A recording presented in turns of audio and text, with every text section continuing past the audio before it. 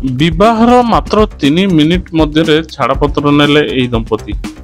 आसंतु जानिबा ए video रे।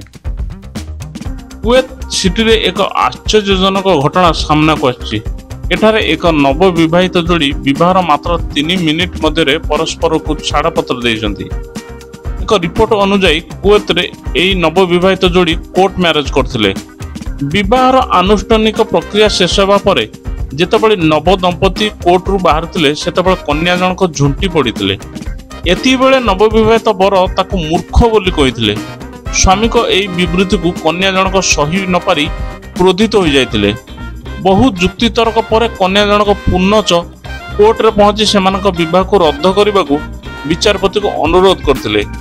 कन्या का अभियोग सुनी प्रथमे जज आश्चर्य हो जाइथिले, किंतु परवर्ती मुहूर्त रे से राजी होई उक्त विवाह को रद्द करथिले। कुवैत इतिहास रे यह सबुठारु स्वल्प समय धरी तिथि रहितबा विवाह बोली कहा जाउची।